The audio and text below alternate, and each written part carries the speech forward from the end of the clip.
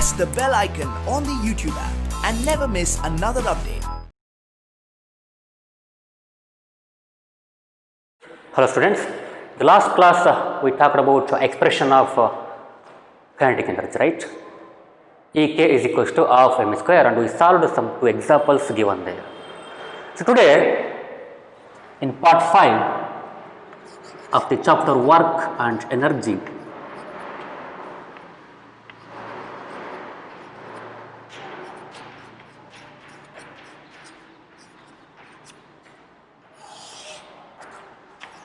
part 5.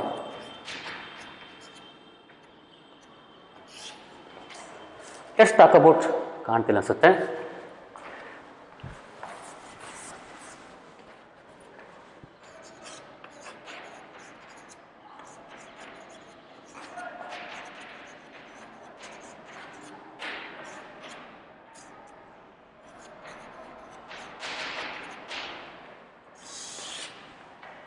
So let's talk about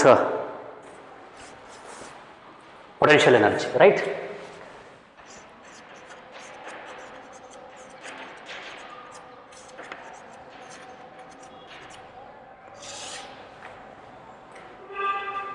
Another type of mechanical energy. Let's take an example, illustration or activity or example. If you have a rubber band, you know rubber bands, right? Rubber bands. So rubber band, say completely folded or completely circled rubber band, or say rubber, a single thread rubber. Say you have a rubber band, rubber thread, rubber material. If you just take the two ends of the rubber material, that rubber band, and stretch it, just stretch it, so its shape changes, right? It elongates, ಉದ್ದಾಗುತ್ತೆ, ಈಚುತ್ತೆ ಯಾವಾಗ stretch ಮಾಡಿದಾಗ.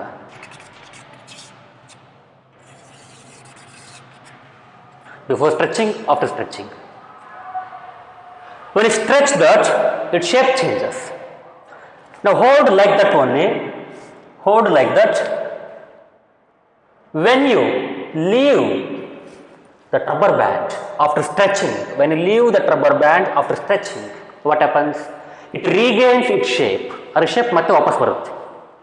It regains its shape. ಆ shape ಅನ್ನು ಮತ್ತೆ ವಾಪಸ್ ಪಡೆಯುತ್ತೆ. While stretching this rubber band, you need to do work, right? You need to spend some energy. You need to do work, and you are doing that work on that rubber band. ನೀವು ಅಲ್ಲಿ ಕೆಲಸ ಮಾಡ್ತಿದ್ರಿ, ಈಸ್ತಾ ಇದ್ದೀರಿ ರಬ್ಬರನ್ನು, ಆದರೆ ಆ work ಎಲ್ಲಿ ಹೋಗುತ್ತೆ? ನೀವು ಸ್ಪೆಂಡ್ ಮಾಡಿರ್ತಕ್ಕಂಥ ಎನರ್ಜಿ ಅಥವಾ ನೀವು ಮಾಡಿರ್ತಕ್ಕಂಥ ವರ್ಕು ಎಲ್ಲೋಯ್ತು? ಅದೇ ಒಂದು ಬಾಲನ್ನು ನೀವು ಕಿಕ್ ಮಾಡಿದ್ರೆ, you spend some energy, you have done some work here, the ball moved. So your energy, whatever the work you have done on the ball, is now in the form of Ek for that ball. ಅಂದರೆ kinetic energy ಆಗಿ ಬದಲಾಗಿರುತ್ತೆ. ನೀವು work ಮಾಡಿರ್ತಕ್ಕಂಥ ಒಂದು energy ಅಥವಾ work ಆ ಬಾಲ್ನಲ್ಲಿ store ಆಗಿರುತ್ತೆ kinetic energy ಆಗಿ, ಯಾಕಂದರೆ ಬಾಲ್ ಮೂವ್ ಆಗ್ತಿರುತ್ತಲ್ವ. Since the ball is moving, we say that it is stored as, your work is stored as kinetic energy of the ball. ಯಾಕಂದ್ರೆ ಮೂವ್ ಆಗ್ತಿದೆ. ಇಲ್ಲಿ ನೋಡಿ, ಇಲ್ಲಿದೆ ರಬ್ಬರ್ ಬ್ಯಾಂಡ್, ಹಿಂಗೆ ಸ್ಟ್ರೆಚ್ ಮಾಡ್ತಂದ್ರೆ ರಬ್ಬರ್ ಬ್ಯಾಂಡ್ ಮೂವ್ ಆಗಿದೆನಾ? Rubber band move ಆಗಿದೆ ಅಂತ ಹೇಳ್ಬೇಕಂದ್ರೆ ಈ ರಬ್ಬರ್ ಬ್ಯಾಂಡ್ಸ್ ಮೂವ್ ಆಗ್ತಿರ್ಬೇಕು, ಹಿಂಗೆ ಈ ಕಡೆ ಅಥವಾ ಆ ಕಡೆ ಮೂವ್ ಆಗ್ತಿರ್ಬೇಕು. ಸ್ಟ್ರೆಚಿಂಗ್ ಇಂದ ಮೂವ್ ಆಗಲ್ಲ ರಬ್ಬರ್ ಬ್ಯಾಂಡ್, ಶೇಪ್ ಮಾತ್ರ ಚೇಂಜ್ ಆಗುತ್ತೆ. If you stretch the rubber band, we can't say that the rubber band is moving. ನಿಮ್ಗೆ ಕಾಣಕ್ಕೆ ಅಷ್ಟೇ ಎರಡು ಕಡೆ ಮೂವ್ ಆಗ್ತಿದೆ ಅಂತ ಕಾಣಿಸುತ್ತೆ, ಹಂಗಲ್ಲ. ಅದು ಮೂವ್ ಆಗುತ್ತೆ ಅಂತ ಹಂಗೆ ಯಾವಾಗ ಹೇಳಬೇಕು? ಅದ್ರ ಮೀನ್ ಪೊಸಿಷನ್ ಅಥವಾ ಅದ್ರ ಸೆಂಟರ್ ಪಾಯಿಂಟ್ ಇದೆ ಅಲ್ವಾ, ಸೊ ಅದು ಮೂವ್ ಆಗ್ತಿದ್ರೆ, ಇದೆಲ್ಲ ಮುಂದೆ ಹೈಯರ್ ಕ್ಲಾಸಲ್ಲಿ ಬರುತ್ತೆ ನಿಮಗೆ. ಸೊ ಬಿಟ್ಟಾಕೆ, ಸೊ ರಬ್ಬರ್ ಬ್ಯಾಂಡು ಈಚುತ್ತೆ ಹೊರತು ಮೂವ್ ಆಗಲ್ಲ. ಈ ಕೇಸಲ್ಲಿ ಎಲಾಂಗೇಟ್ ಆಗುತ್ತೆ ಸ್ಟ್ರೆಚ್ ಮಾಡಿದರೆ, ಇಟ್ ಡಸಂಟ್ ಮೂವ್ ಆಗ್ಬೇಕಂದ್ರೆ ಮಾಡಬೇಕು, ಈ ರಬ್ಬರ್ ಬ್ಯಾಂಡ್ ಹಿಂಗೆ ಮೂವ್ ಆಗ್ತಿರ್ಬೇಕು, ಹಿಂಗೆ ಈ ಕಡೆ ಅಥವಾ ಆ ಕಡೆಗೆ. ಯಾವಾಗ ಸ್ಟ್ರೆಚ್ ಮಾಡಿದಾಗ ಹಿಂಗೆ ಎಳ್ಕೊಂತ ಹೋದ್ರೆ ಮೂವ್ ಆಗುತ್ತೆ, ಇದು ಬೇರೆ. ಸ್ಟ್ರೆಚ್ ಮಾಡೋದು ಬೇರೆ, ಎರಡು ಎಂಡಿಂದ ಸ್ಟ್ರೆಚ್ ಮಾಡೋದು ಬೇರೆ. ಎರಡೂ ಎಂಡಿಂದ ನೀವು ಸ್ಟ್ರೆಚ್ ಮಾಡಿದ್ರೆ ಅದು ಎಲಾಂಗೇಟ್ ಆಗುತ್ತೆ ಹೊರತು ಮೂವ್ ಆಗಲ್ಲ. ಇಮ್ಯಾಜಿನ್ ಮಾಡ್ಕೋಬೇಕು, ಕಲ್ಪನೆ ಮಾಡ್ಕೋಬೇಕು, right? So you have done some work in bringing that shape. You have done some work. ಒಂದಿಷ್ಟು ಕೆಲಸ ಮಾಡಿದ್ದೀರಿ ನೀವು. You stretch that rubber band got elongated. To do that you need to spend energy, that is you need to do some work. You need to do some work here. Then where that work went, where that work of you went, ಎಲ್ಲೋಯ್ತಪ್ಪ ಅದು ನೀವು ಮಾಡಿರೋ ಕೆಲಸ? ಎಲ್ಲರೂ ಇರಬೇಕಲ್ವಾ? ಇಲ್ಲಂತ ಮಾಡಿರ್ತಕ್ಕಂಥ work kinetic energy ಫಾರ್ಮಲ್ಲಿ store ಆಗಿದೆ ಇದೆ, ಹೌದಾ? ಬಟ್ ಇಲ್ಲಿ ಹೆಂಗಿದೆ? ಆಗ ನೀವು ವರ್ಕ್ ಮಾಡಿರ್ತಕ್ಕಂಥದ್ದು ಹೇಗೆ ಸ್ಟೋರ್ ಆಗಿದೆ ಅಥವಾ ಎಲ್ಲಿದೆ? So when you leave that threads, ಆ ಕಡೆ ಇರತಕ್ಕಂಥ ಥ್ರೆಡ್ ಅಲ್ಲಿ ಬಿಟ್ಟಾಗ ಏನಾಗುತ್ತೆ, ಪಟ್ ಅಂತ ಬಂದು ಇದಕ್ಕೆ ಬರುತ್ತೆ. It regains it shape. ನೋಡಿ, ಹಿಂಗೆ ಹೇಳ್ದಂಗೆ ಬಿಟ್ಟನಪ್ಪ ಅಂದ್ರೆ ಪಟ್ ಅಂತ ಬರುತ್ತೆ. ಯಾರಿಗಾದ್ರೂ ಒಬ್ಬ ಕೈ ಅಡ್ಡಿಟ್ಟನಪ್ಪ ಅಂದ್ರೆ ಕೈ ಗೇಟ್ ಬೀಳುತ್ತೆ, ನೋವಿತ್ತು ಕೈ ಅಲ್ವಾ, ಚುರ್ ಅಂತ ಅನ್ನುತ್ತೆ. ಅಥವಾ ಅಲ್ಲಿ ಸ್ವಲ್ಪ ಚಿಕ್ಕದು ಸ್ಮಾಲ್ ವೆಯ್ಟ್ಲೆಸ್ ಡಸ್ಟರ್ ಇಟ್ಟರೆ ಡಸ್ಟರ್ ಏನಾಗುತ್ತೆ, ಶೇಕ್ ಆಗುತ್ತೆ. ಈಗ ರಬ್ಬರ್ ಬ್ಯಾಂಡ್ ಇಟ್ಟು ಹಿಂಗೆ ಸ್ಟ್ರೆಚ್ ಮಾಡಿ ಮತ್ತೆ ಕಿಡಿ ಹಿಂಗೆ ಪಟ್ ಅಂತ ಬಡ್ದು ಹೋಗುತ್ತೆ. ರಬ್ಬರ್ ಬ್ಯಾಂಡು ಮೂವ್ ಆಗುತ್ತೆ, ರಬ್ಬರ್ ಬ್ಯಾಂಡ್ ಅಲ್ವಾ? ಅಥವಾ ಸ್ಮಾಲ್ ವೆಯ್ಟ್ಲೆಸ್ ಇಟ್ಟನಪ್ಪ ಅಂದರೆ ಅವೆಲ್ಲ ಮೂವ್ ಆಗ್ತವೆ. ಸೊ ನೀವು ಬಿಟ್ಟ ತಕ್ಷಣ ಏನಾಗುತ್ತೆ, ಇಲ್ಲೇನೋ ಒಂದು ಡ್ರಾಪ್ ಇಲ್ಲಿ ರಬ್ಬರ್ ಏನೋ ಕಾಕ್ ಬೆಂಡು ಅಥವಾ ಡಸ್ಟರು ಇಡ್ರಿ, ಬಿಟ್ಟ ತಕ್ಷಣ ಬಂದು ಪಟ್ ಅಂತ ಬಡಿದಾಗ ಏನಾಗುತ್ತೆ, it can influence other object to go in motion. It can influence other object to go in motion. ಚಿಕ್ಕ ಆಬ್ಜೆಕ್ಟ್ಗಳೇ ಇಟ್ಬೇಕಾ ನೋಡಿ. ಅಥವಾ ಒಬ್ರು ಯಾರ ಹತ್ರ ಹಿಂಗೆ ಕೈ ತೊಗೊಂಡು ಹಿಂಗೆ ಬಿಟ್ಟು ನೋಡಿ ನನಗೆ ರಬ್ಬರನ್ನು ಹಿಂಗೆ ಸ್ಟ್ರೆಚ್ ಮಾಡಿ ಬಿಡಿ, ಪಟ್ ಅಂತ ಬಿಡಿತ್ತು ಅವ್ನ ಕೈಗೆ, ಕೆಲಸ ಮಾಡ್ದಂಗೆ ಅದು. ಅದೇ ನೀವು ಪಟ್ಟಂತ ಅವನಿಗೆ ಚೂರು ಬರಂಗೆ ಅದ್ರ ನೋವಂಗೆ ಏನಾದರೂ ನೀವು ಹೊಡಿಬೇಕಂದ್ರೆ ನೀವು ಕೆಲಸ ಮಾಡಬೇಕಲ್ವ? ಆ ಕೆಲಸದಲ್ಲಿ ರಬ್ಬರ್ ಬ್ಯಾಂಡ್ ಮಾಡ್ತಿಲ್ಲಿ. When you leave that threads, when you leave that ends, ಆ ಎಂಡ್ಸನ್ನು ಬಿಟ್ಬಿಟ್ಟೇನಪ್ಪ ಅಂದರೆ ಒಂದು ಕೆಲಸ ಮಾಡುತ್ತೆ, ಒಂದು ಪಟ್ ಅಂತ ಹೊಡಿಯುತ್ತೆ ಕೈಗೆ. ಈಗ ಹಿಂಗೆ ಹಿಡ್ಕೊಂಡಿರ್ತೀರಿ ಹಿಂಗೆ, ಒಂದೆಡ್ಡಿಂದ ದಬ್ರಿ, ಒಂದೆಡ್ಡಿಂದ ಹಿಂಗೆ ಹಿಡ್ಕೊಳ್ಳಿ, ರಬ್ಬರ್ ಹಿಂಗೆ ಎಳಿರಿ, ಇನ್ನೊಂದೆಡ್ಡಿಂದ ಬಿಡ್ರಿ ರಬ್ಬರ್ ಬ್ಯಾಂಡನ್ನು, ಒಂದೆಂಡ್ ಮಾತ್ರ ಬಿಡ್ರಿ, ಪಟ್ ಅಂತ ಬಂದು ಹೊಡಿತು ಇನ್ನೊಂದು ಕೈಗೆ. ಆ ರಬ್ಬರ್ ಬ್ಯಾಂಡಲ್ಲಿ ಮೂವ್ ಆಗಲಿಲ್ಲ ಆ ಕಡೆಗೆ, ಸ್ಟ್ರೆಚ್ ಆಯ್ತು ಅಷ್ಟೇ. ಅದು ಬಿಟ್ಟಾಗ ಏನಾಗುತ್ತೆ, ಬಂದು ಪಟ್ ಅಂತ ಬಡಿಯುತ್ತೆ, ಕೆಲಸ ಮಾಡ್ತಲ್ಲ ಬಂದು. ಅದೇನರ್ಥ, ಇಲ್ಲಿ ನೀವು ಮಾಡಿರ್ತಕ್ಕಂಥ ವರ್ಕ್ ಎಲ್ಲಿ ವೇಸ್ಟ್ ಆಗಿರಲ್ಲ, ಅದೆಲ್ಲೋ ಅಲ್ಲೇ ಇರುತ್ತೆ, ರಬ್ಬರ್ ಬ್ಯಾಂಡಲ್ಲಿ ಇರುತ್ತೆ. So obviously when you stretch the rubber band, obviously when you leave the ends of the rubber band, one end of the rubber band, ಒಂದು ಬಿಟ್ಟರೆ ಇನ್ನೊಂದು ಬಂದು ಬಿಡುತ್ತೆ, ಪಟ್ಟಣ ಬಿಡುತ್ತೆ. ಆ ಕಡೆ ಬಿಟ್ಟರೆ ಆ ಕಡೆ ಬಂದು ಬಿಡುತ್ತೆ, ರೈಟ್? ಎರಡು ಬಿಟ್ಟರೆ ಮಧ್ಯಕ್ಕೆ ಒಂದು ಆಬ್ಜೆಕ್ಟ್ ಇಟ್ಟಾಗ ಅದು ಅದರದ್ದು ಶೇಕ್ ಆಗುತ್ತೆ, ಆಬ್ಜೆಕ್ಟು ಸ್ವಲ್ಪ ಮೂವ್ ಆಗುತ್ತೆ. So what are the amount of work done by you to stretch that rubber band? It is not going somewhere, ಎಲ್ಲಿ ಹೋಗಲ್ಲ ಅದು, it's not going anyway. It will be in the rubber band only, ಅದಲ್ಲೇ ಇರುತ್ತೆ, rubber ಬ್ಯಾಂಡಲ್ಲಿ ಇರುತ್ತೆ ಅದು. It is stored in the rubber band. With that stored energy when you leave that threads, it's going to do some work. So ನೀವು ಮಾಡಿರ್ತಕ್ಕಂಥ ಕೆಲಸ ಇಲ್ಲೆಲ್ಲೋ store ಆಗಿರುತ್ತೆ, ಈ ರಬ್ಬರ್ ಬ್ಯಾಂಡಲ್ಲಿ ಸ್ಟೋರ್ ಆಗಿರುತ್ತೆ, ಎಲ್ಲೊಂದು ಇಲ್ಲ ಅಂತಲ್ಲ, ಎಲ್ಲ ಕಡೆ ಸ್ಟೋರ್ ಆಗಿರುತ್ತೆ. So that work done by you is stored in this rubber band. When you leave the end, it's going to do some work. So ಬಂದು ಪಟ್ಟಣ ಬಡಿಯೋದು ನಿನಗೆ, ಇನ್ನೊಂದು ಕೈಗೆ ಪಟ್ಟಂತ ಚುರ್ ಅಂತ ಬಡಿಯುತ್ತೆ. ಸೊ ಅದು ವರ್ಕ್ ಮಾಡ್ದಂಗೆ. ಹಾಗಾಗಿ ಇಲ್ಲಿ ಮಾಡಿರ್ತಕ್ಕಂಥ ಕೆಲಸ, ನೀವು ಸ್ಟ್ರೆಚ್ ಮಾಡಬೇಕಾಗಿರ್ತಕ್ಕಂಥ ಕೆಲಸ ಇದೆಯಲ್ವಾ, ಸ್ಟ್ರೆಚ್ ಮಾಡುವಾಗ ಮಾಡಿರೋ ಕೆಲಸ ಈ ರಬ್ಬರ್ ಬ್ಯಾಂಡ್ ಸ್ಟೋರ್ ಆಗಿರುತ್ತೆ. ಅದು ಯಾವಾಗ ಒಂದು ಕಡೆ ಎಂಡನ್ನು ಬಿಡ್ತಿರೋ ಅದೇ ಎನರ್ಜಿಯನ್ನು, ಸ್ಟೋರ್ ಆಗಿರೋ ಎನರ್ಜಿಯನ್ನು ಯೂಸ್ ಮಾಡ್ಕೊಂಡು ಕೆಲಸ ಮಾಡುತ್ತೆ. ಆ ಸ್ಟೋರ್ಡ್ ಎನರ್ಜಿ ನಾವೇನಂತೀವಿ, ಪೊಟೆನ್ಷಿಯಲ್ ಎನರ್ಜಿ ಅಂತ. ನಾವೇನಂತೀವಿ, potential energy. Work done by you made the object to go in motion, so there comes kinetic energy. Work done by you made the shape of the object to change, or changed the shape of the object. Changed the shape of the object. So by virtue of its change in shape, by virtue of a change in its shape, is going to be a form of energy here. It's going to it's going to be a form of energy within that rubber band. ಹಾಗಾಗಿ ತನ್ನ shape change ಆಗಿರೋದ್ರಿಂದ ಅದರಲ್ಲಿ ಒಂದು energy store ಆಗುತ್ತೆ. ಅದು ಯಾವ energy ನೀವು ಮಾಡಿರ್ತಕ್ಕಂಥ ಕೆಲಸನ, ಅದೇ ಎನರ್ಜಿ ಬಂದು ಸ್ಟೋರ್ ಆಗೋದಲ್ಲಿ, ಅದೇ ವರ್ಕ್ ಬಂದು ಸ್ಟೋರ್ ಆಗೋದಲ್ಲಿ. ಆ ಸ್ಟೋರ್ ಆಗಿರ್ತಕ್ಕಂಥ ಎನರ್ಜಿಯನ್ನು ನಾವು ಪೊಟೆನ್ಷಿಯಲ್ ಎನರ್ಜಿ ಅಂತೀವಿ. ಸೊ ಈ ಪೊಟೆನ್ಷಿಯಲ್ ಎನರ್ಜಿ ನೀವು ಥ್ರೆಡ್ಡನ್ನು ಬಿಟ್ಟಾಗ, ಒಂದು ಎಂಡನ್ನು ಬಿಟ್ಟಾಗ ಅದು ಒಂದು ಪಟ್ಟಣ ಬಂದು ಬಡಿಯುತ್ತೆ. ಅಂದರೆ ಈ ಪೊಟೆನ್ಷಿಯಲ್ ಎನರ್ಜಿ ಕೆಲಸ ಮಾಡೋದಿಲ್ಲ ಬಂದ ಆಮೇಲೆ. Spring, right? ಒಂದೆಂಡ್ ಫಿಕ್ಸ್ ಮಾಡಿರಿ, ಒಂದೆಂಡನ್ನು ಫಿಕ್ಸ್ ಮಾಡಿರಿ. ಈ ಥರ ಈಚಿ, ನೀವು ಈಚಿ ಅಥವಾ ಎರಡು ಕಡೆಯಿಂದ ಈಚಿ, ಸ್ಟ್ರೆಚ್ ಇಟ್. ಶೇಪ್ ಏನಾಗುತ್ತೆ, ದೊಡ್ಡದಾಗುತ್ತೆ ಅಥವಾ ಎಲಾಂಗೇಟ್ ಆಗುತ್ತೆ. ರೈಟ್, ಏನಾಗುತ್ತೆ, ಎಲಾಂಗೇಟ್ ಆಗುತ್ತೆ. ಇದರ ಅರ್ಥ ಏನು, you have done some work here and that work is stored in this spring as potential energy. ಈ ಸ್ಪ್ರಿಂಗಲ್ಲಿ ನೀವು ಮಾಡಿರ್ತಕ್ಕಂಥ ಕೆಲಸ ಸ್ಟೋರ್ ಆಗಿರುತ್ತೆ. ಯಾವ ಫಾರ್ಮಲ್ಲಿ, ಪೊಟೆನ್ಷಿಯಲ್ ಎನರ್ಜಿ ಫಾರ್ಮಲ್ಲಿ. ಅದು ಹೆಂಗೆ ಹೇಳ್ತೀರಪ್ಪ, ಇಲ್ಲಿ ಪಿ ಇ ಫಾರ್ಮಲ್ಲಿ ನೀವು ಸ್ಟೋರ್ ಆಗಿರುತ್ತೆ ಅಂತ ಹೆಂಗೆ ಹೇಳ್ತೀರಿ, ನಿಮಗೆ ಕಂಡುಬಿಡ್ತದು. ಇಲ್ಲಂತ ಆಬ್ಜೆಕ್ಟ್ ಮೂವ್ ಆಗ್ತಿದೆ, ಇಲ್ಲಿ ಅಕಸ್ಮಾತ್ ಇನ್ನೊಂದು ಯಾವ್ದಾರು ಆಬ್ಜೆಕ್ಟ್ ಅಡ್ಡ ಬಂದನಪ್ಪ ಅಂದ್ರೆ ಅದು ಬಡಿಯುತ್ತೆ, ಅದು ಮೂವ್ ಆಗುತ್ತೆ, ಅವಾಗ ಇದು ಕೆಲಸ ಮಾಡುತ್ತೆ ಅಂತ ಅರ್ಥ. ಹಾಗಾಗಿ ಈ ಆಬ್ಜೆಕ್ಟಲ್ಲಿ ಎನರ್ಜಿ ಇದೆ ಅಂತ ಅರ್ಥ, ಈಕೆ ಇದೆ, ಕೈನೆಟಿಕ್ ಎನರ್ಜಿ ಇದೆ ಅಂತ ಅರ್ಥ. ಇಲ್ಲೆಂಗೆ ಗೊತ್ತಾಗುತ್ತೆ, ಇಲ್ಲಷ್ಟೇ ಒಂದೇನು ಬಿಟ್ಬಿಡಿ ಪಟ್ ಅಂತ ಬಂದು ಬಡಿಯುತ್ತೆ ನೀವೀಗ, ಅಥವಾ ಈ ಏನು ಬಿಡಿ ಅಲ್ಲೋ ಪಟ್ ಅಂತ ಬಡಿಯುತ್ತೆ. ಬಡಿತಂದ್ರೆ ಸರ್ ಅರ್ಥ ಕೆಲಸ ಮಾಡಿದೆ ಅಂತ ಅರ್ಥ. ಹಾಗಾಗಿ so we can say that it's going to do, the stretched spring is going to do some work using its potential energy, and this potential energy comes from your work done. ಅರ್ಥ ಆಗ್ತಿದೆನಾ, ಬಿಟ್ಟ ತಕ್ಷಣ ಬಂದು ಕೆಲಸ ಮಾಡುತ್ತೆ. So that work is being done by the potential energy, and it got that potential energy by the work done by you, by the work of you, by the work of you, by your work. ನೀವು ಕೆಲಸ ಮಾಡಿರ್ತಕ್ಕಂಥ work ಇಲ್ಲಿ ಬಂದು store ಆಗಿರುತ್ತೆ, ಅದು use ಮಾಡ್ಕೊಂಡಿದ್ದು ಕೆಲಸ ಮಾಡೋದಿಲ್ಲ. So this is how the potential energy comes into play. ಬೇರೆ ಬೇರೆ ಸೇ ಗ್ರೌಂಡ್ ಇದೆಪ್ಪ, ದಿಸ್ ಇಸ್ ಗ್ರೌಂಡ್. ಇಲ್ಲೊಂದು ಕಲ್ಲಿತ್ತು, you raised that stone to some height.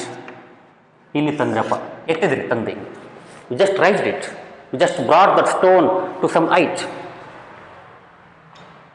While bringing that stone from the ground to some height, from the ground to some height, you need to do work, right?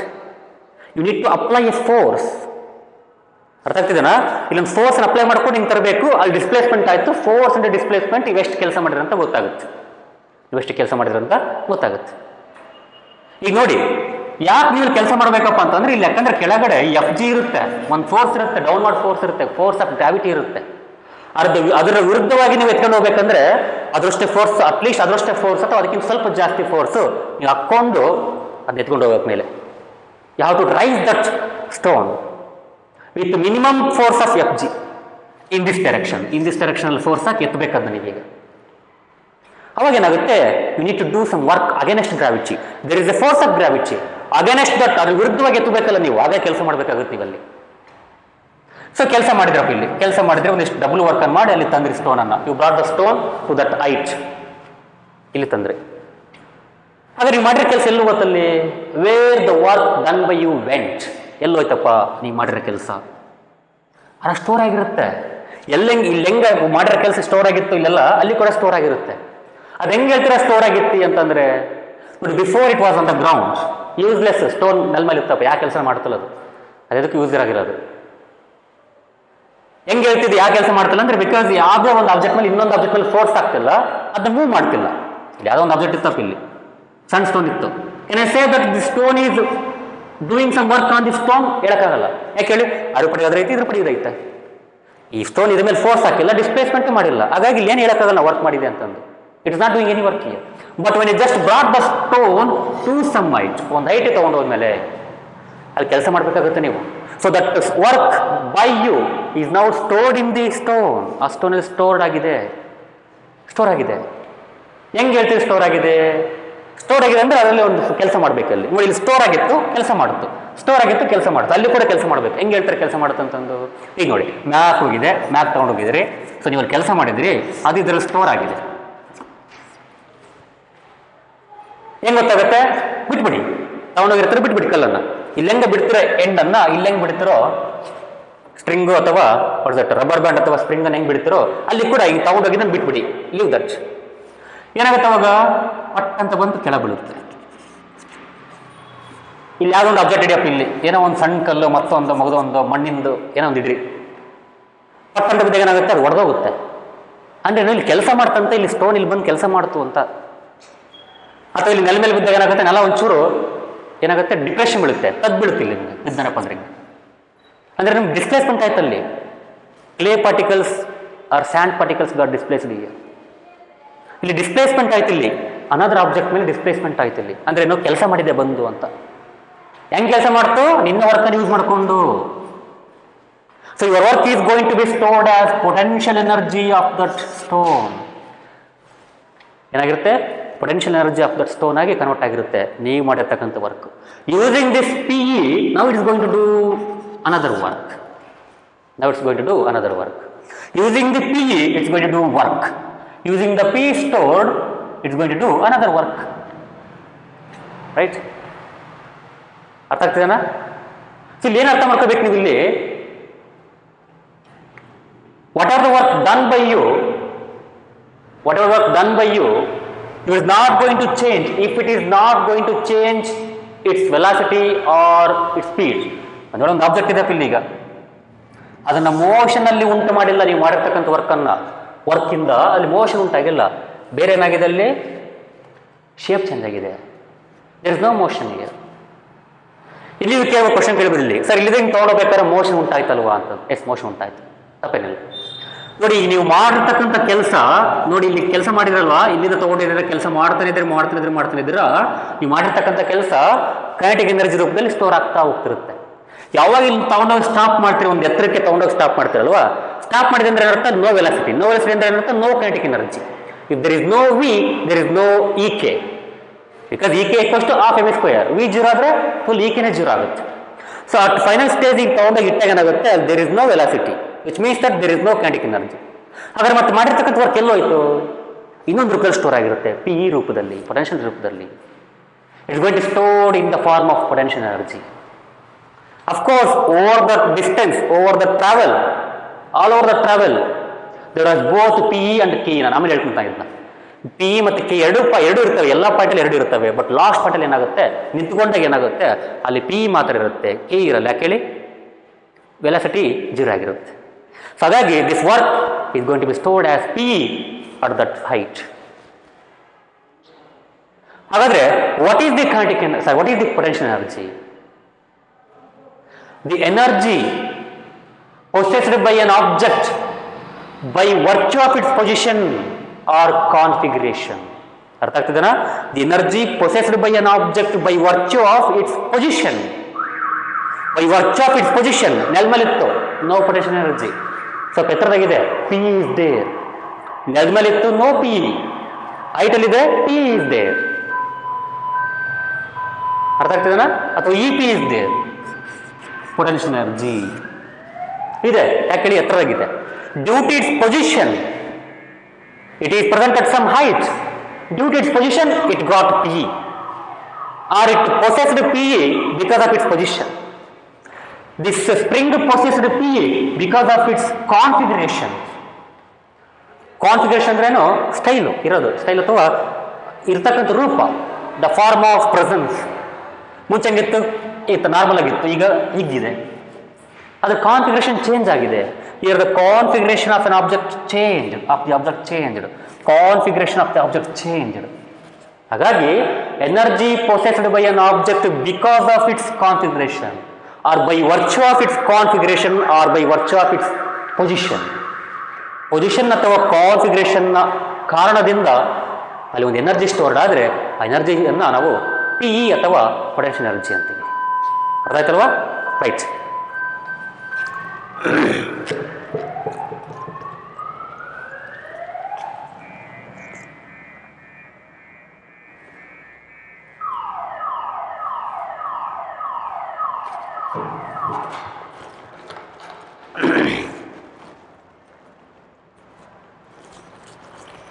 Right.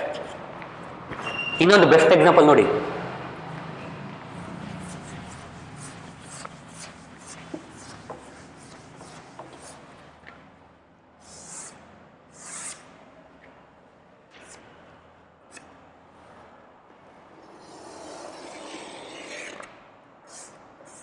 ಏನಿದು? Bow, bill.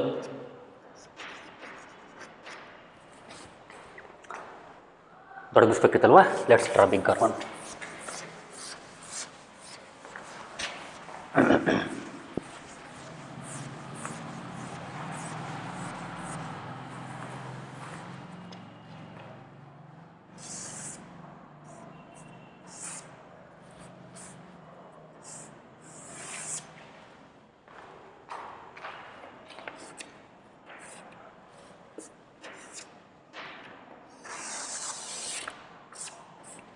String ದಾರ,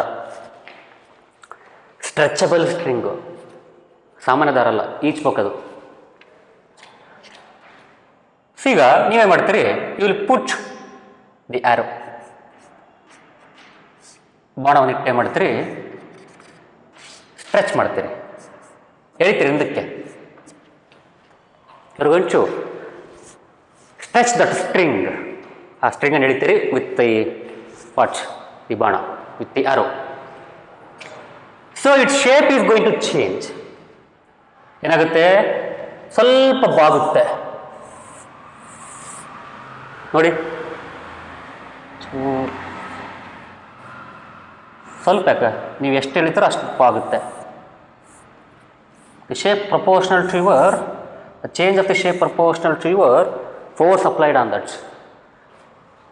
so bend ಆಯಿತು,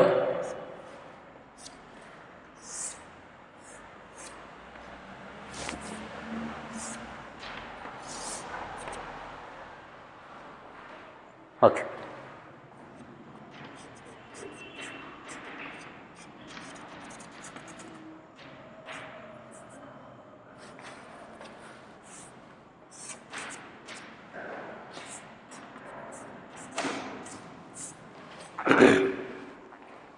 So after stretching it becomes like that. Now to stretch that string with the help of arrow, you need to do some work here. You need to do some work with your muscular energy. With your muscular energy. ಎಳಿಬೇಕಲ್ವ. So once you have done that work, where that work went? It should be somewhere, right? Here the bow and the arrow didn't move. ಏನು move ಆಗಲಿಲ್ಲ ಅಲ್ಲಿ, ಅಂದರೆ kinetic energy ಆಗಿ ಪರಿವರ್ತನೆ ಆಗಿಲ್ಲ. Whatever the work done by you is not in the form of KE, but it is in the form of P, potential energy. ಬಿಲ್ಲಲ್ಲಿ ಇರ್ತವೆ, ಬಾಣಲ್ಲಿ ಅಲ್ಲೇ ಇರ್ತವೆ, ಮೂವ್ ಆಗಲ್ಲ, ಅಷ್ಟು ಬೆಂಡ್ ಆಗ್ತವೆ ಅಷ್ಟೇ. ಬಿಲ್ಲು ಬಾಣ ಅಲ್ಲೇ ಇರ್ತವೆ, ಬೆಂಡ್ ಆಗ್ತವೆ ಅಷ್ಟೇ, ಶೇಪ್ ಆಗ್ತವೆ, ಶೇಪ್ ಚೇಂಜ್ ಆಗುತ್ತೆ. ಅವು ಮುಂದಕ್ಕೆ ಹೋಗಲ್ಲ, ಹಿಂದಕ್ಕೆ ಹೋಗಲ್ಲ, ಹೌದಾ? ಅಲ್ಲಿ ಏನಾಗುತ್ತೆ, so when you just change the shape of the bow, ನೋಡಿ ಬೋ ಶೇಪ್ ಚೇಂಜ್ ಆಯಿತು, ಥ್ರೆಡ್ ಕೂಡ ಚೇಂಜ್ ಆಯಿತು shape. Leave that, leave this thread. So bow shape change ಆಯಿತು. ಥ್ರೆಡ್ ಫಸ್ಟ್ ನೀವು ಫೋರ್ಸ್ ಹಾಕೋದ್ರ ಮೇಲೆ ಥ್ರೆಡ್ ಮೇಲೆ, ಥ್ರೆಡ್ನ ಶೇಪ್ ಚೇಂಜ್ ಆದಾಗಂದ್ಲ ಇಲ್ಲಿ ಕನೆಕ್ಟ್ ಆಗಿರೋದ್ರಿಂದ, since the thread is now connected here, it's going to bend the bow, ಬೋವನ್ನು ಬೆಂಡ್ ಮಾಡುತ್ತೆ. ಥ್ರೆಡ್ ಹೋಗಿ ಬೋವನ್ನು ಬೆಂಡ್ ಮಾಡುತ್ತೆ. ಸೊ ಒಂದು ಬೋ ಏನಾಗುತ್ತೆ, ಸ್ವಲ್ಪ ಹಿಂಗೆ ಬೆಂಡ್ ಆಗುತ್ತೆ, ಕೆಳಗ ಮೇಲೆ ಬೆಂಡ್ ಆಗುತ್ತೆ.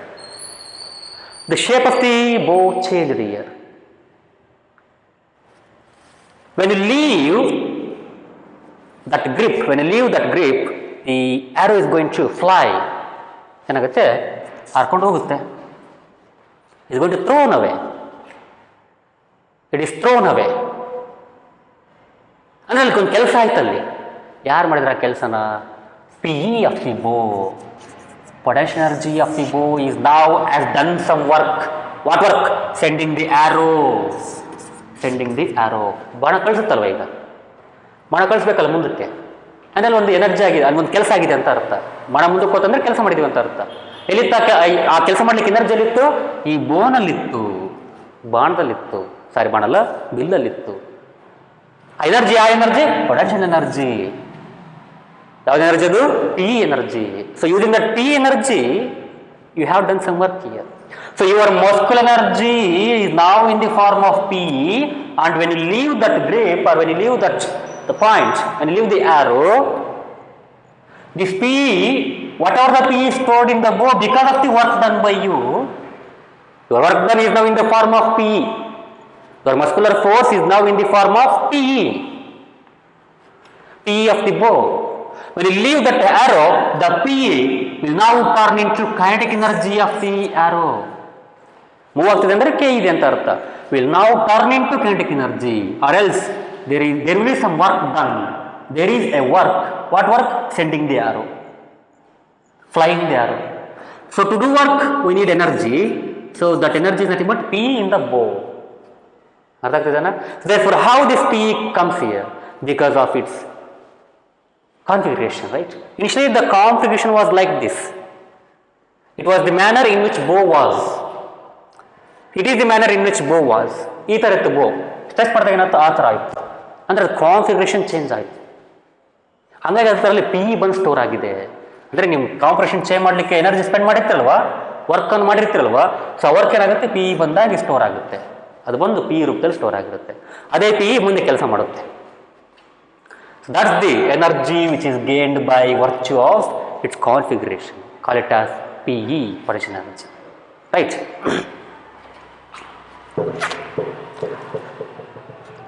So, what is PE? ಬರ್ತೀನಿ. Potential energy of an object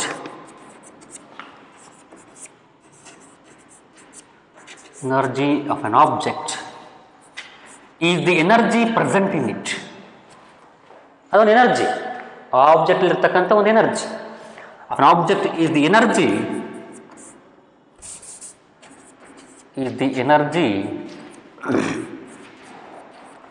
present in that object. ಅದರಲ್ಲಿರ್ತಕ್ಕಂಥ ಎನರ್ಜಿ ಆಗಿದೆ ಪಿ ಅನ್ನೋದು, ಅದೊಂದು ಎನರ್ಜಿ, ಅದರಲ್ಲಿರ್ತಕ್ಕಂಥ ಎನರ್ಜಿ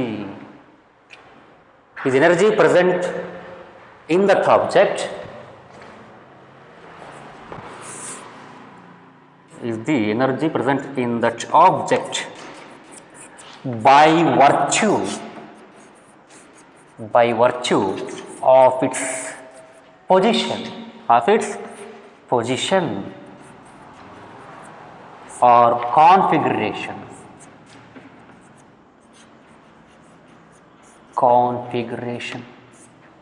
ಅರ್ಥಾಯ್ತಲ್ವಾ? ಸೊ ಪೊಸಿಷನ್ ಅಥವಾ ಕಾನ್ಫಿಗರೇಷನ್ ಕಾರಣದಿಂದ ಬಂದಿರತಕ್ಕಂಥ energy P E. Energy which is possessed by the object by virtue of motion ಅಂತಂದ್ರೆ ಅದು K E, kinetic energy. By virtue of its position or configuration ಅಂದರೆ P E, potential energy. Right, let's go next.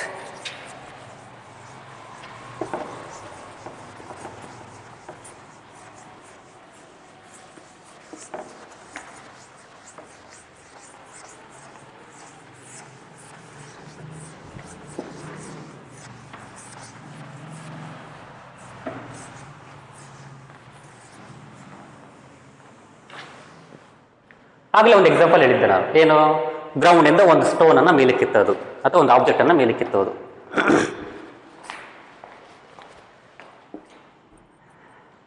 Ground stone ಇದೆ, you have to rice that stone, you have to bring that stone to some height.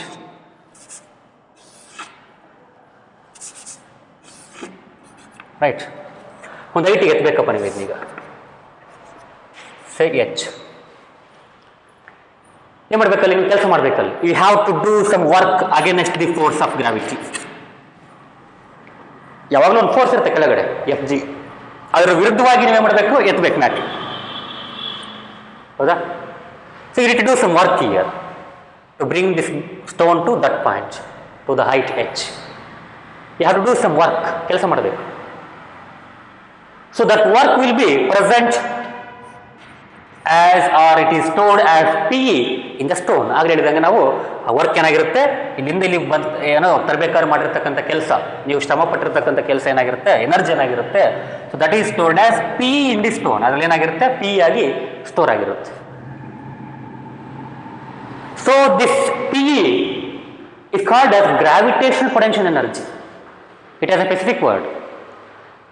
This potential energy is the gravitational potential energy. ಯಾಕಂದ್ರೆ we have done that work against the force of gravity. We have done some amount of work to bring that to height. We are doing work against the force of gravity, and whatever the work that we did, it just stored as PE. It just stored as PE. ಈ ರೂಪದಲ್ಲಿ store ಆಗಿದೆ. ಏನು store ಆಗಿದೆ, ನೀವು ಮಾಡಿರ್ತಕ್ಕಂಥ ಕೆಲಸ. ಈ ಕೆಲಸ ಎದುರು ವಿರುದ್ಧ ಮಾಡಿದಿರಿ, ಫೋರ್ಸ್ ಆಫ್ ಗ್ರಾವಿಟಿ ವಿರುದ್ಧ ಮಾಡಿದಿರಿ. ಅರ್ಥ ಆಗ್ತಿದೆನಾ? You brought the stone to this point, you have done work. So this work done is against the force of gravity, is against the force of gravity. ಆ ಫೋರ್ಸ್ ಆಫ್ ಗ್ರಾವಿಟಿ ವಿರುದ್ಧ ಆಗ್ತಿರೋದ್ರಿಂದ work, ಈ work ಎಲ್ಲ store ಆಗೋದು. This work is now going to stored as PE, but this work is done against force of gravity against the gravitation force. ಅರ್ಥ ಆಗ್ತದಾ? That's why this P is specifically called as this P which is stored in the stone is specifically called as gravitational potential energy. Gravitational potential energy ಏನಂತ ಕರಿತೀವಿ ನಾವು ಅದನ್ನ? gravitational potential energy. So gravitational potential energy of an object at a point. Next concept is gravitational potential energy of an object at a height. ಒಂದು height ಅಲ್ಲಿ ಅಥವಾ ಒಂದು point ಅಲ್ಲಿ ಒಂದು ಎತ್ತರದಲ್ಲಿದ್ದಾಗ ಒಂದು ಆಬ್ಜೆಕ್ಟ್ ಅದರದ್ದು ಗ್ರಾವಿಟೇಷನಲ್ ಪೊಟೆನ್ಷಿಯಲ್ ಎನರ್ಜಿಯನ್ನು ಸ್ಟಡಿ ಮಾಡ್ಬೇಕು ನಾವೀಗ. ಅದೇ ಪಿ ಸ್ಟಡಿ ಮಾಡಬೇಕು. ಅದೇ ಸ್ಪೆಸಿಫಿಕಲ್ ನಾವು ಅದನ್ನ ಗ್ರಾವಿಟೇಷನಲ್ ಪೊಟೆನ್ಷಿಯಲ್ ಎನರ್ಜಿ ಅಂತೀವಿ. ಯಾಕಂತೀವಿ ಅಂದರೆ ಅದು ಫೋರ್ಸ್ ಆಫ್ ಗ್ರಾವಿಟಿ ವಿರುದ್ಧ ವರ್ಕ್ ಮಾಡಿದ್ರಿಂದ. We have done that work against the force of gravity, and that work is now stored in the form of P, and we technically call that P as GPE, that is gravitational potential energy. Right? So follow the words. To bring a stone or any object from ground level to a height,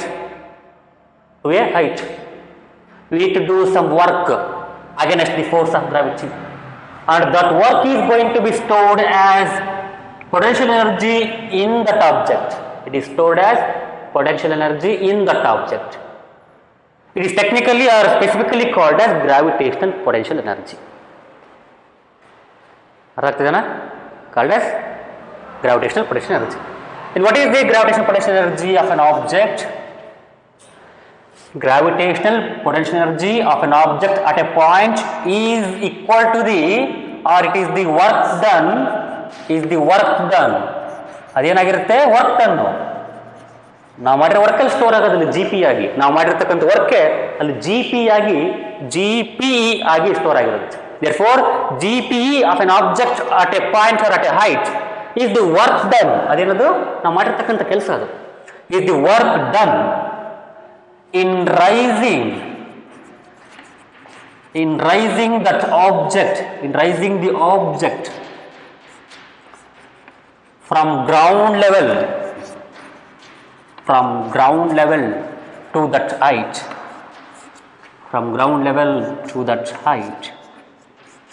so ground ಇಂದ ಯಾವ ಎತ್ತರಕ್ಕೆ ತಗೊಂಡು ಹೋಗ್ತೀವಲ್ವಾ,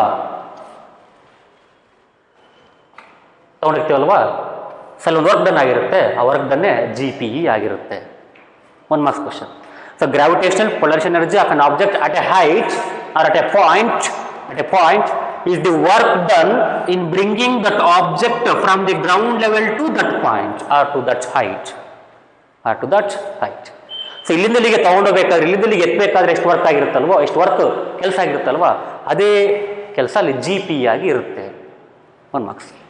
And what is the amount of GPE for an object at a height h? ಒಂದು object h ಎತ್ತರದಲ್ಲಿದೆಪ್ಪ, ಹಾಗಾದ್ರೆ ಅದರಲ್ಲಿ ಎಷ್ಟು GPE store ಆಗಿರುತ್ತೆ, ಅಥವಾ ಎಷ್ಟು ಕಾಮನ್ ಟರ್ಮಲ್ಲಿ ಎಷ್ಟು PE ಸ್ಟೋರ್ ಆಗಿರುತ್ತೆ, ಎಷ್ಟು ಕೈನೆಟಿಕ್ ಎನರ್ಜಿ ಎಷ್ಟು ಪೊಟೆನ್ಷಿಯಲ್ ಎನರ್ಜಿ ಸ್ಟೋರ್ ಆಗಿರುತ್ತೆ, ಅಥವಾ ಎಷ್ಟು ಗ್ರಾವಿಟೇಷನಲ್ ಪೊಟೆನ್ಷಿಯಲ್ ಎನರ್ಜಿ ಸ್ಟೋರ್ ಆಗಿರುತ್ತೆ.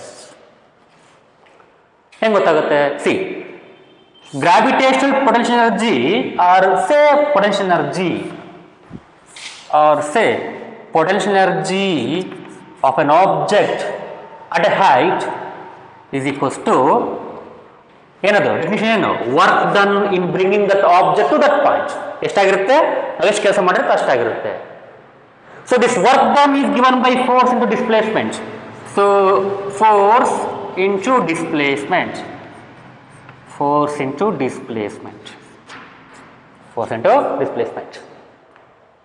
ಎಷ್ಟು ಫೋರ್ಸ್ ಹಾಕಿದ್ರಿ ಇಲ್ಲಿ ನೋಡಿ. ಕಲ್ಲನ್ನು ಎತ್ತಬೇಕಂದ್ರೆ ಅಥವಾ ಒಂದು ಆಬ್ಜೆಕ್ಟ್ ಎತ್ತಬೇಕಂದ್ರೆ ಮಿನಿಮಮ್ ಫೋರ್ಸ್ ಎಷ್ಟು ಬೇಕು? ಗ್ರಾವಿಟೇಷನಲ್ ಫೋರ್ಸ್ ಬೇಕು. ಅಕಸ್ಮಾತ್ ಇಲ್ಲಿ ಗ್ರಾವಿಟೇಷನ್ ಫೋರ್ಸ್ ಕೆಳಗಡೆ 10 ಜೌಲ್ ಇದೆಪ್ಪ, 10 ನ್ಯೂಟನ್ ಇದೆ. ನೀವು ಮ್ಯಾಲಿಕ್ ಆಗ್ತಕ್ಕಂಥ ಫೋರ್ಸು, ಈ ಡೈರೆಕ್ಷನ್ ಆಗ್ತಕ್ಕಂಥ ಫೋರ್ಸ್ 8 ಯೂನಿಟ್ ಇದ್ರೆ, if the upward force by you is just 8 newton, then the stone will not come up. ಮ್ಯಾಕ್ ಬರಲ್ಲದು. 10ಗಿಂತ ಜಾಸ್ತಿ ಇರಲೇಬೇಕದು, ಅವ ಮ್ಯಾಕ್ ಬರುತ್ತೆ. ಅಂದ್ರೇನು? ಮಿನಿಮಮ್ 10 ಅಂತ ನಾವು ತೊಗೊತೀವಿ. 10ಕ್ಕಿಂತ ಜಾಸ್ತಿ ಇರಬೇಕು. But for calculation purpose we take it as 10. ಯಾವಾಗ ಇದಷ್ಟು ತೊಗೋತೀವಿ, 10 ಇದ್ರೆ 10 ತೊಗೊತೀವಿ ನಾವು. ಅಟ್ಲೀಸ್ಟ್ ಅಷ್ಟಾದ್ರೂ ಇರಬೇಕು ಫೋರ್ಸು ಮ್ಯಾಕ್ ಬರಲಿಕ್ಕೆ. ಸೇಮ್ ಇದ್ರೆ ಬರಲ್ಲ. More technically same amount of force ಇದ್ರೆ ಎರಡು ಕಡೆ ಬರಲ್ಲ. ಸೊ 10.0001 ಆದ್ರೆ ಇರಬೇಕು, ಸ್ವಲ್ಪ ಜಾಸ್ತಿ ಇರಬೇಕಲ್ಲ. ಸೊ 10.001 ಆದ್ರೆ ಇರಬೇಕಂದ್ರೆ ನಾವು ನಿಯರ್ಲಿ 10 ತೊಗೊತೀವಿ ಅಷ್ಟೇ, ಕ್ಯಾಲ್ಕುಲೇಷನ್ ಪರ್ಪೋಸ್. ಸೊ ಅಲ್ಲಿಗೆ ಏನಾಗುತ್ತೆ, ನೀನು ಆಗ್ತಕ್ಕಂಥ ಫೋರ್ಸು ಮ್ಯಾಕ್ ಎತ್ತಲಿಕ್ಕೆ ಆಗ್ತಕ್ಕಂಥ ಫೋರ್ಸ್ ಎಫ್ ಇದೆ ಅಲ್ವಾ, ಅದು ಏನಾಗಿರ್ಬೇಕು, ಎಫ್ ಜಿ ಆಗಿರ್ಬೇಕು, ಮಿನಿಮಮ್ ಎಫ್ ಜಿ ಆಗಿರ್ಬೇಕು. ಅದು ಏನಾಗಿರ್ಬೇಕು, ಮಿನಿಮಮ್ ಎಫ್ ಜಿ ಆಗಿರ್ಬೇಕು. ಅಂದ್ರೇನು, ಮಿನಿಮಮ್ ಎಫ್ ಜಿ ಆಗಿರ್ಬೇಕು ಇಲ್ಲಿ into displacement. Force is your force on the stone or on the object. F is your force on the object. F. ಅದು minimum ಎಷ್ಟಾಗಿರ್ಬೇಕು, F G ಆಗಿರ್ಬೇಕು, ಮಿನಿಮಮ್ ಅಷ್ಟಾಗಿರ್ಬೇಕು. ಅದಕ್ಕಿಂತ ಕಡಿಮೆ ಇದ್ರೆ ಕೆಳಗೆ ಬರೋದು, ಮೇಲೆ ಬರೋದೇ ಅಲ್ಲದು F G.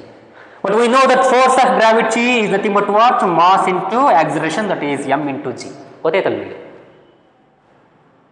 G is the acceleration due to gravity at that point.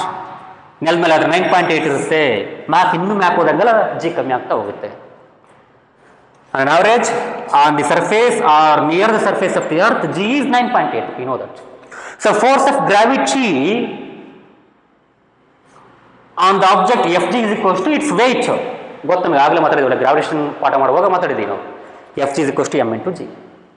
ಅಲ್ಲಿಗೆ ಎಫ್ ಜಿ ಜಾಗದಲ್ಲಿ ನಾನು ಎಮ್ ಜಿ ಹಾಕಿದ್ರೆ ಡಿಸ್ಪ್ಲೇಸ್ಮೆಂಟ್ ಎಷ್ಟಾಯ್ತಪ್ಪ ಇಲ್ಲಿದ್ದು ದಿಲ್ಲಿಗೆ ಗೊತ್ತು, ಅಂದ್ರೆ ಎಷ್ಟು ಅಂತರ ಆಯ್ತಲ್ಲಿ, H. So that is the displacement into H. ಅಲ್ಲಿಗೆ the amount of work done by you, that is M G H, is now in the form of potential energy. Is now in the form of potential energy, or more technically gravitational potential energy. ಅರ್ಥ ಆಗ್ತಿದೆನಾ? More technically it is stored as gravitational potential energy R simply say potential energy. Simple ಆಗಿ ಹಿಂಗೆ ಅನ್ಬೋದು, ಅಥವಾ technically ಅಥವಾ ಇನ್ brief ಆಗಿ ಇನ್ totally ನೀವು G P E ಅಂತ ಹೇಳ್ಬೋದು. ಸೊ ಹಾಗಾದ್ರೆ ಎಷ್ಟಪ್ಪ ಜಿ ಪಿ ಇ, ಎಷ್ಟು ಕೆಲಸ ಮಾಡುತ್ತೆ ಅಷ್ಟು. ಎಷ್ಟು ಕೆಲಸ ಮಾಡಿಯಾ, ಎಮ್ ಜಿ ಎಚ್ ಕೆಲಸ ಮಾಡಿಯಾ. M G H units of energy, M G H units of work. You have done M G H units of work to bring the stone to that point, and that mgh units of work done by you is now in the form of PE, is now in the form of PE or EP. ಅರ್ಥಾಯ್ತಲ್ವಾ? ಸೊ ಹಾಗಾಗಿ ಎಷ್ಟು ಇರುತ್ತೆ P E ಅಲ್ಲಿ, ಎಷ್ಟು ಕೆಲಸ ಮಾಡಿರ್ತಾರೆ ಅಷ್ಟು. ಎಷ್ಟು ಕೆಲಸ ಮಾಡಿರ್ತೀರಿ ನೀವು, ಹಾಕಿರ್ತಕ್ಕಂಥ ಫೋರ್ಸ್ ಡಿಸ್ಪ್ಲೇಸ್ಮೆಂಟು. ನೀವು ಎಷ್ಟು ಫೋರ್ಸ್ ಹಾಕಿದ್ರಿ, ಅಟ್ಲೀಸ್ಟ್ ಇಷ್ಟು ಫೋರ್ಸ್ ಹಾಕ್ಬೇಕು ನೀವು ಇಲ್ಲಿ. ಹಾಗಾಗಿ ಎಫ್ ಜಿ ಅಂದ್ರೆ ಎಮ್ ಜಿ, ಡಿಸ್ಪ್ಲೇಸ್ಮೆಂಟ್ ಎಚ್, ಅಲ್ಲಿಗೆ ಎಮ್ ಜಿ ಎಚ್ ಅಲ್ವಾ? So that's the equation for potential energy of N object at a height h whose mass is m. ಈ ಆಬ್ಜೆಕ್ಟ್ನ ಮಾಸ್ m ಇರಲಿ, ಹೈಟ್ ಎಷ್ಟು ಎತ್ತರ ತೊಗೊಂಡಿದ್ರೆ ಜಿ ಎಚ್ ಇರಲದು. ಜಿ ಅನ್ನೋದು ಆ point ಹತ್ರ ಎಷ್ಟು ಜಿ ಇದೆ ಅಷ್ಟು.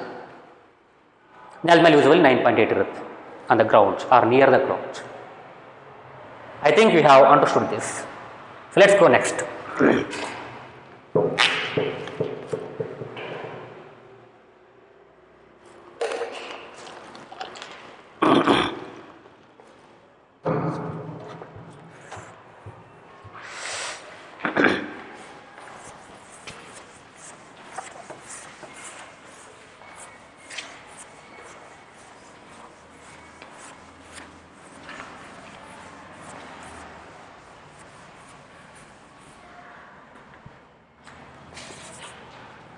ಈಗ ನೋಡಿ, ನೆಲ ಇದು ಗ್ರೌಂಡ್ ಲೆವೆಲ್ಲು. ಇಲ್ಲಾದ ಒಂದು ಬಿಲ್ಡಿಂಗಲ್ಲಿದೆ, ಇಲ್ಲಾದ ಒಂದು ಬಿಲ್ಡಿಂಗು, ಇಲ್ಲಾದ ಇನ್ನೊಂದು ಬಿಲ್ಡಿಂಗು. ಇಲ್ಲೊಂದು ಸ್ಟೋನ್ ಇದೆ, ಇಲ್ಲೊಂದು ಸ್ಟೋನ್ ಇದೆ, ಸೇಮ್ ಥರದ ಸ್ಟೋನು, ಮಾಸ್ ಸೇಮ್ ಇದೆಯಪ್ಪ. Say the mass of the both stones is same, identical stones, ಒಂದೇ ಥರ ಇದ್ದಾವೆ ಸ್ಟೋನ್ಗಳು. ಒಂದು ಈ ಬಿಲ್ಡಿಂಗ್ ಮೇಲೆ, ಒಂದು ಇನ್ನೊಂದು ಆ ಬಿಲ್ಡಿಂಗ್ ಮೇಲೆ. ಇದು H1 ಅಂತ ಅಂದ್ಕೊಳ್ಳಿ, ಇದು H2 ಅಂತ ಅಂದ್ಕೊಳ್ಳಿ. ಯಾವುದಕ್ಕೆ ಜಾಸ್ತಿ ಪಿ ಇ ಇರುತ್ತೆ? Of course the stone is at a height from the ground, then that should have some G P E or say P E. ಅದಕ್ಕೊಂದು ಪಿ ಇರಬೇಕಲ್ಲಿ, ಒಂದಿಷ್ಟು ಪಿ ಸ್ಟೋರ್ ಆಗಿರ್ಬೇಕಲ್ಲಿ, ಒಂದಿಷ್ಟು ಪೊಟೆನ್ಷಿಯಲ್ ಎನರ್ಜಿ ಸ್ಟೋರ್ ಆಗಿರ್ಬೇಕಲ್ಲಿ. ಹೆಂಗೆ ಹೇಳ್ತೀರಿ ಸ್ಟೋರ್ ಆಗೈತೆ ಅಂತಂದ್ರೆ, ಸುಮ್ಮನೆ ಒಂದು ಚೂರು ಇತ್ತಲ್ರಿ ಹಿಂಗೆ, ಇಲ್ಲಿ ಬಂದು ಕೆಳಗೆ ಬಿದ್ದು ಭಾಳ ಕೆಲಸ ಮಾಡುತ್ತಿಲ್ಲ. The stone, when it falls down, when it hits the ground, it just shuffles this region. ಅಲ್ಲಿ ಏನಾಗುತ್ತೆ, ಡಿಪ್ರೆಷನ್ ಉಂಟು ಮಾಡುತ್ತೆ, ಶಫಲ್ ಮಾಡುತ್ತೆ. ಅಂದರೆ ಕೆಲಸ ಮಾಡುತ್ತೆ ಅಂತ ಅರ್ಥ. ಇದು ಕೆಲಸ ಮಾಡುತ್ತೆ ಅಂದ್ರೆ ಅಲ್ಲಿ ಎನರ್ಜಿ ಇದೆ ಅಂತ ಅರ್ಥ. ಯಾವ ಎನರ್ಜಿ ಇದೆ? ಪಿ ಇ ಇದೆ. ಅದು ಹೆಂಗೆ ಬಂತು? ಅದು ಅಷ್ಟು ಹೈಟ್ ಇರೋದ್ರಲ್ಲಿ ಬಂತು. ಅದು ಅಷ್ಟು ಹೈಟ್ ಇರೋದ್ರಿಂದ ಅದರಲ್ಲಿ ಪಿ ಇ ಗ್ರೌಂಡ್ ಲೆವೆಲಿಂದ ಪಿ ಇ ಹೈಟ್ ಹೆಚ್ಚಿರೋದ್ರಿಂದ ಅದಕ್ಕೆ ಒಂದಿಷ್ಟು ಹೈಟ್ ಎತ್ತರದಲ್ಲಿರೋದ್ರಿಂದ ಅದಕ್ಕೆ ಪಿ ಇ ಬರುತ್ತೆ. ಆ ಪಿ ಏನಾಗುತ್ತೆ, ಇಲ್ಲಿ ಕೆಲಸ ಮಾಡೋಕ್ಕೆ ಯೂಸ್ ಆಗುತ್ತೆ ಕೆಳಗೆ ಬಂದು ಬೀಳಬೇಕಾದ್ರೆ. ಅರ್ಥ ಆಗ್ತದೇನಾ? ರೈಟ್. ಅಂದ್ರೆ ನೀವು an object will have a potential energy proportional to its height. Potential energy of the first object is less than the potential energy of the second object. Of course, we have to agree because their heights are different or their positions are different. So, P of an object depends on its position from the ground, depends on its position from the ground or say height. ಅರ್ಥ ಆಯ್ತಲ್ವಾ?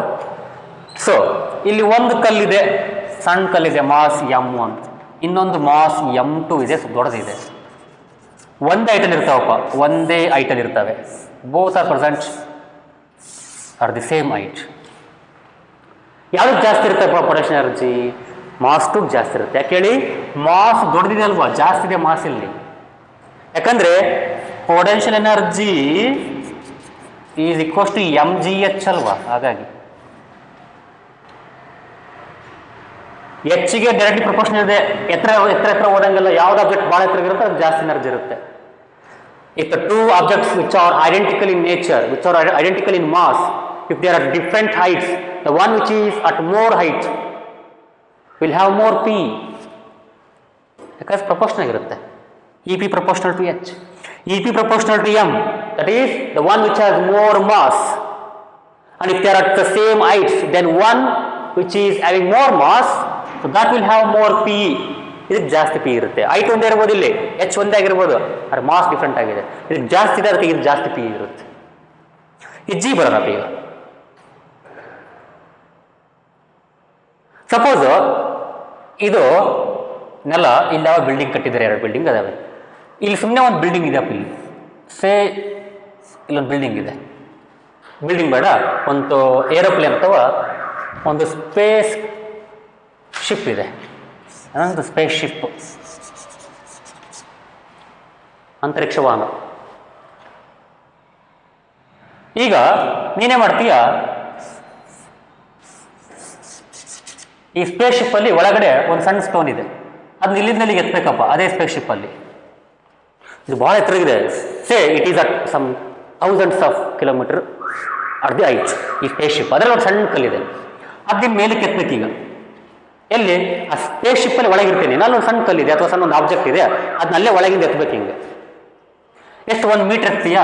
1 metre ಎತ್ತೀಯ, ಎತ್ತಪ್ಪ 1 metre ಎತ್ತೀಗ. ಅದೇ stone ಇಲ್ಲಿ ನೆಲ ಮೇಲೆ ಇಟ್ಕೊಂಡಾಗ ಅದನ್ನ 1 ಮೀಟರ್ ಎತ್ತಬೇಕು, ಬಹಳ ಡಿಫ್ರೆನ್ಸ್ ಇದೆ. It's difference. ಯಾಕೆ ಹೇಳಿ? G near the earth or on the ground of the on the surface of the earth ಜಾಸ್ತಿ ಇರುತ್ತೆ, 9.81 ಇರುತ್ತೆ ನಿಯರ್ಲಿ, ಅಥವಾ 9.8 ಇರುತ್ತೆ. Let's take it as 9.8 on the ground. ಇಲ್ಲಿ ಮೇಲಕ್ಕೆ, ಇಲ್ಲಿ ನೋಡಿ, ಈ ಪಾಯಿಂಟಿಂದ ಈ ಪಾಯಿಂಟಿಗೆ ಎತ್ತಿದ್ರಿ ನೀವು ಇಲ್ಲಿದ್ದಲ್ಲಿಗೆ ಎತ್ತಂಗಿಲ್ಲ, ಅಲ್ಲ ಇಲ್ಲಿಂದ ಇಲ್ಲಿಗೆ ಎತ್ತಬೇಕು. ಅದೇ 1 ಮೀಟರ್ ಡಿಸ್ಪ್ಲೇಸ್ಮೆಂಟ್ ಉಂಟು ಮಾಡಲಿಕ್ಕೆ ಸ್ಪೇಸ್ ಶಿಪ್ ಅಲ್ಲಿ, which is at some far height, ಬಹಳಷ್ಟು ಎತ್ತರದಲ್ಲಿ ಇರತಕ್ಕಂಥ ಸ್ಪೇಸ್ ಶಿಪ್ ಅಲ್ಲಿ ಒಂದು ಸಣ್ಣ ಸ್ಟೋನ್ ಎತ್ತುತ್ತಾ ಇದ್ರಿ ನೀವೀಗ. ಎಷ್ಟು? ಅದೇ 1 ಮೀಟರ್. ಇಲ್ಲಿ ಎಷ್ಟು ಎತ್ತರ ಅಷ್ಟೇ ಎತ್ತರ ಅಲ್ಲಿ ಅದೇ ಸ್ಟೋನನ್ನು.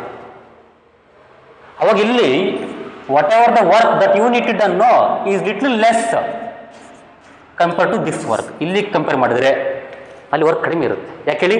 G at some high point is less compare to the 9.8 on the ground. ಹೋಗ್ತಾ ಹೋಗ್ತಾ ಡಿಕ್ರೀಸ್ ಆಗ್ತಾ ಹೋಗುತ್ತೆ. As you go up the G value goes on decrease. ಒಂದು 3,000-4,000 ಕಿಲೋಮೀಟರ್ ಮೇಲೆ ಇದ್ದನಪ್ಪ ಅಂದ್ರೆ ಜಿ ವ್ಯಾಲ್ಯೂ ಕಡಿಮೆ ಆಗಿರುತ್ತೆ. ಇನ್ನೂ ಜಾಸ್ತಿ ಆಗಿ 10,000 ಕಿಲೋಮೀಟರ್, 10,000 ಬೇಡ, ಒಂದು 2,000 ಕಿಲೋಮೀಟರ್ ಮೇಲಕ್ಕೆ ಹೋಗಿ ಅಲ್ಲಿ ಜಿ ವ್ಯಾಲ್ಯೂ ಕಡಿಮೆ ಇರುತ್ತೆ, 9.8 ಕಡಿಮೆ ಇರುತ್ತೆ. ಅಂದ್ರೆ ಏನರ್ಥ? ಇಲ್ಲಿ ಮಾಡ್ಬೇಕಾದ್ರೆ ಕೆಲಸ ಕಡಿಮೆ ಇರುತ್ತೆ. ಯಾಕಂದ್ರೆ ಫೋರ್ಸ್ ಆಫ್ ಗ್ರಾವಿಟಿ ಕಡಿಮೆ ಇರುತ್ತೆ. ಇಲ್ಲಿ ಫೋರ್ಸ್ ಆಫ್ ಗ್ರಾವಿಟಿ ಕಡಿಮೆ ಇರುತ್ತೆ, ಯಾಕಂದ್ರೆ ಜಿ ಕಡಿಮೆ ಇರುತ್ತೆ. ನೋಡಿ, ಫೋರ್ಸ್ ಆಫ್ ಗ್ರಾವಿಟಿ ಕಡಿಮೆ ಇರುತ್ತೆ, ಯಾಕಂದ್ರೆ ಅದು mg. ಆ ಜಿ ಇಲ್ಲಿ ಕಡಿಮೆ ಇರೋದ್ರಿಂದ ಎಫ್ ಸಿ ಕಡಿಮೆ ಇರುತ್ತೆ. ಅಂದ್ರೆ ಕೆಳಗಿರ್ತಕ್ಕಂಥ ಫೋರ್ಸ್ ಎಫ್ ಸಿ ಕಡಿಮೆ ಇರುತ್ತೆ. ಎಫ್ ಸಿ ಕಡಿಮೆ ಇದ್ರೆ ನೀವು ಆಗ್ತಕ್ಕಂಥ ಫೋರ್ಸ್ ಕೂಡ ಕಡಿಮೆ ಆಗ್ಬೋದು. ಇಲ್ಲಿ ಕಂಪೇರ್ ಮಾಡಿದರೆ ಇಲ್ಲಿ ಲೆಸ್ ಡೌನ್ವರ್ಡ್ ಫೋರ್ಸ್, ಇಲ್ಲಿ ಮೋರ್ ಡೌನ್ವರ್ಡ್ ಫೋರ್ಸ್. ಯಾಕೆ ಹೇಳಿ? G is more here, G is little less compare to here. ಅಲ್ಲಿ ಸ್ವಲ್ಪ ಕಡಿಮೆ ಇರೋದ್ರಿಂದ ಎಫ್ ಸಿ ಸ್ವಲ್ಪ ಕಡಿಮೆ ಇರುತ್ತೆ ಇಲ್ಲಿ. ಡೌನ್ವಾರ್ಡ್ ಫೋರ್ಸ್ ಎಫ್ ಜಿ ಕಡಿಮೆ ಇರುತ್ತೆ ಸ್ವಲ್ಪ. ಹಾಗಾಗಿ ನೀವು ಸ್ವಲ್ಪ ಫೋರ್ಸ್ ಅದು ಪ್ರಪೋರ್ಷನಲ್ಲಿ ಫೋರ್ಸ್ ಹಾಕಬೇಕು. ಇದ್ರ ಫೋರ್ಸ್ ಪ್ರಪೋರ್ಷನಲ್ ಆಗಿ ಮೇಲಕ್ಕೆ ಫೋರ್ಸ್ ಹಾಕಬೇಕು, ಅಪ್ವಾರ್ಡ್ ಫೋರ್ಸ್ ಹಾಕ್ಬೇಕು. ಇಲ್ಲಿ ಅಷ್ಟೇ, ಇದ್ರ ಪ್ರಪೋರ್ಷನಲ್ ಆಗಿ ಇಲ್ಲಿ ಅಪ್ವಾರ್ಡ್ ಫೋರ್ಸ್ ಹಾಕ್ತೀರಿ. ಇಲ್ಲಿ ಕಡಿಮೆ ಡೌನ್ವರ್ಡ್ ಫೋರ್ಸ್ ಇರೋದ್ರಿಂದ ಅದ್ರ ತಕ್ಕಂತೆ ಇಲ್ಲಿ ಫೋರ್ಸ್ ಹಾಕ್ತೀರಿ, ಕಡಿಮೆ ಫೋರ್ಸ್ ಹಾಕ್ತೀರಿ. ಹಾಗಾಗಿ ಇಲ್ಲಿ ಸ್ವಲ್ಪ ವರ್ಕ್ ಕಡಿಮೆ ಆಗುತ್ತೆ. So it depends on G also. This A E P directly proportional to M G H. ಅರ್ಥ ಆಯ್ತಲ್ವಾ?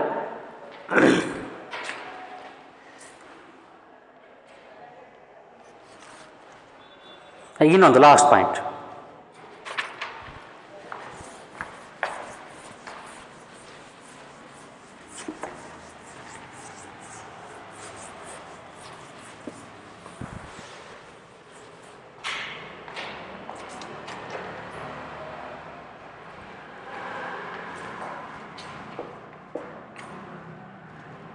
ಒಂದು ಸ್ಟೋನ್ ಇದೆ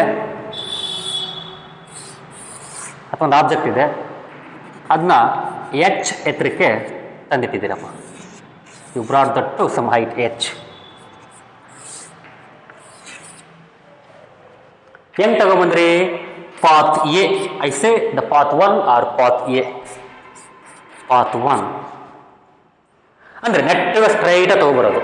you have to rice that vertically upward, exactly vertically upward. ಹಿಂಗೆ ನೆಟ್ಟು ತರಬೇಕು, ಹಿಂಗೆ ಮೇಲಕ್ಕೆ. ನಾನು ಹಂಗೆ ತರಲ್ಲ. ಏನು ಮಾಡ್ತೀನಿ? ಅಷ್ಟೊಂದನ್ನು ಫಸ್ಟು ಹಿಂಗೆಲ್ಲ ತಗೊಂಡೋಗಿ ಇಲ್ಲಿ ಬರುತ್ತೆ. ಆಮೇಲೆ ಹಿಂಗೆ ತಗೊಂಡು ಇಲ್ಲಿ ತರ್ತೀನಿ. ಆಮೇಲೆ ಲಾಸ್ಟಿಗೆ ಇಲ್ಲಿ ತರ್ತನಪ್ಪ. ಹಿಂಗೆ ತೊಗೊಂಬಂದೆ. ನೋಡಿ, ಹಿಂಗೆ ತಗೊಂಡೋಗಿ ಹೋಗ್ಬೇಕಂದ್ರೆ ಒಂದಿಷ್ಟು ವರ್ಕ್ ಮಾಡ್ಬೇಕು ನೀನಿಲ್ಲಿ. You have to do some work. and that work is now in the form of P, potential energy. ಇಲ್ಲಷ್ಟೇ, ಹಿಂಗೆ ತಾಂಡೋಗಿ ಇಡಬೇಕಂದ್ರೆ ಅಲ್ಲಿ ಕೂಡ ವರ್ಕ್ ಮಾಡಬೇಕು. ಈ ವರ್ಕ್ ಸೇಮ್ ಇರುತ್ತಾ? Question. The amount of work that you need to bring that object exactly vertically up path, exactly vertically upward path, is that work done is same as the work that you need to do to bring that object in some curvy path, in some curved path. ಫಟಾಫಟ ತಗೊಂಡು ಹೋದ್ರೆ ಆ ಆಬ್ಜೆಕ್ಟನ್ನು ಅಲ್ಲಿ ಮಾಡಬೇಕಿರ್ತಕ್ಕಂಥ ಕೆಲಸಕ್ಕೂ ಇಲ್ಲಿ ಕೆಲಸಕ್ಕೂ ಒಂದೇ ಇರುತ್ತಾ? ಅವೆರಡು ಕೆಲಸ ಒಂದೇ ಆಗಿರ್ತಾವ? ಎರಡು ಕಡೆ ಅಷ್ಟೇ ಎನರ್ಜಿ ಸ್ಪೆಂಡ್ ಮಾಡ್ಬೇಕು ನೀನು. ಇದು ಪಾತ್ 2. ಇದು ಹೆಂಗೆ ಬೇಕಂಗೆ ತಗೊಂಡು ಹೋಗಪ್ಪ, ಹಿಂಗೆ ನೆಟ್ ಸ್ಟ್ರೈಟ್ ತಗೊಂಡು ಹೋಗೋದು. ಅದು ಇನ್ನೊಂದು path, say you are taking that object in different fashion. ಹಿಂಗೆ ನೆಟ್ಟು ತಗೊಂಡು ಹೋದೆ, ಹಿಂಗೆ ತೊಗೊಂಬಂದೆ, ಫೈನಲಿ ತಗೊಂಬಂದೆ, ಅದು ಸ್ಟ್ರೈಟಿಗೆ ತೊಗೊಂಬಂದೆ. ಸರಿ ನೋಡಿ, ಇದು ಪಾತ್ 1, ಪಾತ್ 2, ಇದು path 3.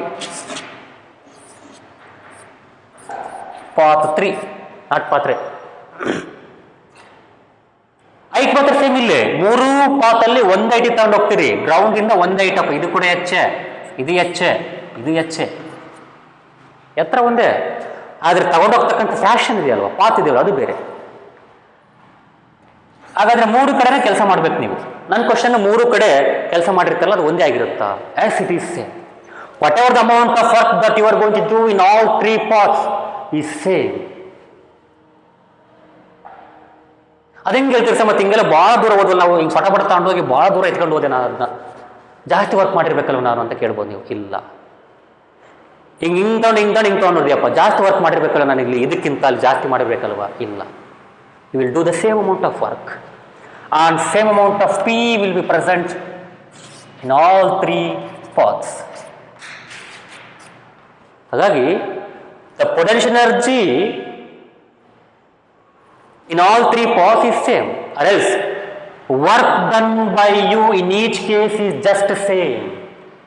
It doesn't depend on the path, on the manner of the path you take. ನೀವು ತಗೊಂತಕ್ಕಂಥ ದಾರಿ ಮೇಲೆ ಡಿಪೆಂಡ್ ಆಗಲ್ಲ. It just depends on initial position to final position. It just depends on initial and final positions of that object. ಮುಂಚೆಲಿತ್ತು, ನೆಕ್ಸ್ಟಲ್ಲಿ ಇರುತ್ತೆ, ಅಷ್ಟೇ depend. Initial final ಮತ್ತು ಎಲ್ಲ ಕಡೆನೂ ಒಂದೇ ಇದೆ.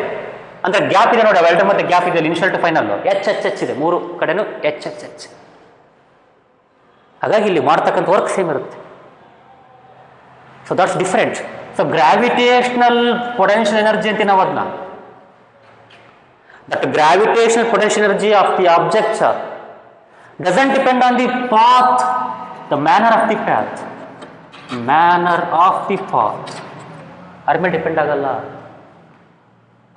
ಅದ್ರ ಮೇಲೆ ಡಿಪೆಂಡ್ ಆಗಲ್ಲ.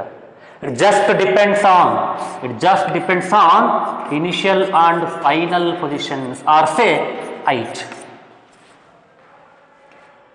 So first final position initial ಎಷ್ಟಿರುತ್ತೆ, ಫೈನಲ್ ಎಷ್ಟು, ಯಾವ ಪೊಸಿಷನ್ ಅದ್ರ ಮೇಲೆ ಡಿಪೆಂಡ್ ಆಗುತ್ತೆ ಅಷ್ಟೇ. ಇನಿಷಿಯಲ್ ಪೊಸಿಷನ್ 0 ಮೀಟ್ರು, ಇಲ್ಲಿ 10 ಮೀಟರ್ ಅನ್ಕೊಳ್ಳಿ, ಇಲ್ಲಿ 10 ಮೀಟರ್ ಇನಿಷಿಯಲ್ ಫೈನಲ್ ಪೊಸಿಷನ್, ಇದು ಕೂಡ 10 ಮೀಟ್ರೆ. ಹಾಗಾಗಿ ಅಲ್ಲಿ ಸೇಮ್ ಜಿ ಪಿ ಇರುತ್ತೆ 3 ಕಡೆನೂ. ಹಾಗಾಗಿ ಈ ಫೋರ್ಸ್ ಇದೆಯಲ್ಲ, ಗ್ರಾವಿಟೇಷನ್ ಫೋರ್ಸ್ ಇದೆಯಲ್ಲ, ಇದು ನಾವು ಕನ್ಸರ್ವೇಟಿವ್ ಫೋರ್ಸ್ ಅಂತೀವಿ. ಇದು ನಾವು ಎಂತ ಫೋರ್ಸ್ ಅಂತೀವಿ? ಕನ್ಸರ್ವೇಟಿವ್ ಫೋರ್ಸ್ ಅಂತೀವಿ. ಯಾಕೆ ಹೇಳಿ? Work done by this conservative force F G is not going to depend on the path in which you are going to take. ಯಾವ ಪಾತ್ ತಗೊಂಡೋಗಿ ಡಿಪೆಂಡ್ ಆಗಲ್ಲ. ಹಾಗಾಗಿ ಈ ಫೋರ್ಸ್ ಅನ್ನು ನಾವು, ದಿಸ್ ಎಫ್ ಜಿ ಅನ್ನು ನಾವು ಕನ್ಸರ್ವೇಟಿವ್ ಫೋರ್ಸ್ ಅಂತೀವಿ. If the work done by A force is not depend, if it doesn't depend on the path taken, then that force is called as conservative force. ಅದು ಬಿಟ್ಟಾಕತ್ತೆ, separate, ಅದು ಮುಂದೆ ಬರುತ್ತೆ ನಿಮಗೆ higher ಕ್ಲಾಸಲ್ಲಿ. ಹಾಗಾಗಿ ಸೊ ಇಲ್ಲಿ G P ಎಷ್ಟು store ಆಗುತ್ತೆ ಅಂದರೆ ಒಂದೇ ಸ್ಟೋರ್ ಆಗಿರುತ್ತೆ. It doesn't depend on the path, right? therefore work done by the gravity or gravitational force.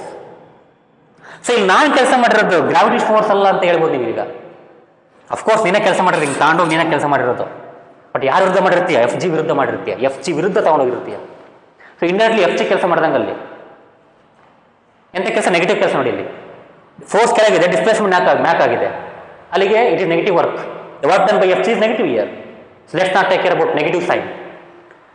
So ಅಲ್ಲಿಗೆ work done by the force of gravity doesn't depend on the path, it just depends on initial and final positions, right?